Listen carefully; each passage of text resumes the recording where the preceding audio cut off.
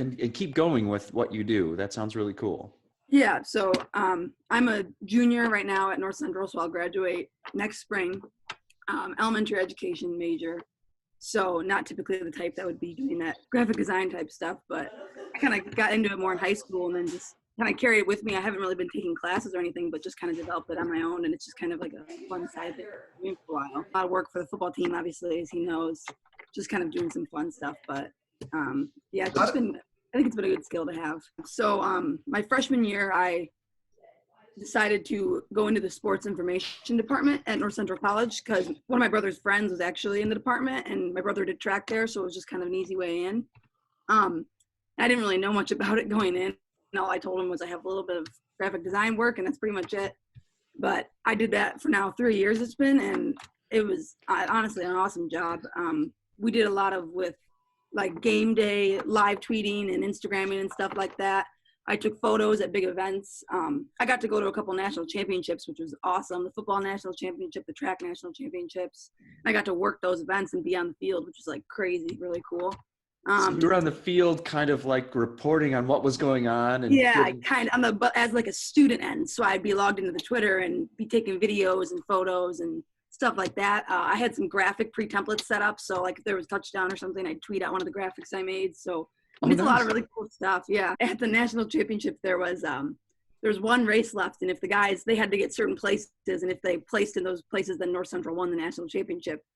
So the whole team was watching from like one spot in the stands. So I decided to go film them instead of the race because I wanted to get their reaction to winning the national championship. So yes.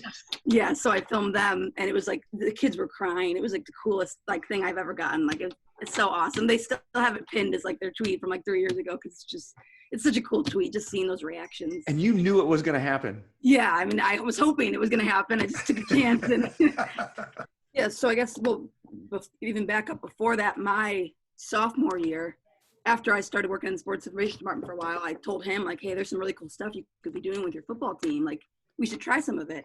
But I was doing it all on my own. So going into my junior year, we created our own little sports information team, if you'll call it, at Batavia with a bunch of student athletes. And I came in one morning and just kind of did a big meeting with them and told them, these are the things we do. So they ended up doing some live tweeting at games. They did game day graphics. They did, pretty much all the stuff we do at North Central. So they essentially became like a little college program. It was actually pretty cool. And branding at the college level is, a critical element of what those sports information departments do. What do you think about that as it would relate to, say, businesses in like a community like Batavia? Do you think there's a lesson they can learn from that stuff? Yeah, I think that especially for young people, like Twitter is probably the biggest way to grasp people our age. I don't think people quite are realizing that yet, but like even like political campaigns and stuff, that's where we get all our news. So I think if businesses can develop like a good Twitter where students like will want to read about their information, I think that can help a lot. And I think the same thing goes for me. Like as a teacher, I've created my own personal Twitter account for just my teaching stuff because I know parents will want to see what I'm doing in the classroom and stuff like that. So I think doing that kind of thing just has helped me develop as a teacher too, because I know I need somewhere to share my content, but that's not from my personal account at the same time. So I think it's definitely an important thing to have. There's been like a few times where I've like had assignments, like I've created a poster of my classroom rules. Everyone else had to freehand draw it because they don't know how to use like Photoshop and stuff like that. But I whipped it up in Photoshop in like 15 minutes and just printed it out at Walgreens or something because I just have those skills ready to me and I have it on my computer, so I might as well use it.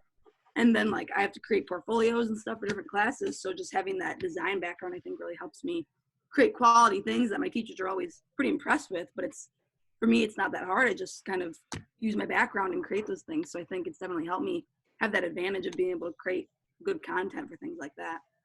I've had to create a lot of e-lessons for my kids, but I think you can't really take it in a negative. I think you should do with it what you can. And for me, I've been using it to find a lot of good like online resources for my kids. So I found like Padlet is like a website where we can work through lessons together. Book Creator, I can read books out loud to them and they can work through the activities. Pear Deck is an interactive PowerPoint tool I've been using. So I think for me, it's actually going to be an advantage, especially when applying for jobs and things like that, because I've got all these new resources that I wouldn't have known about before.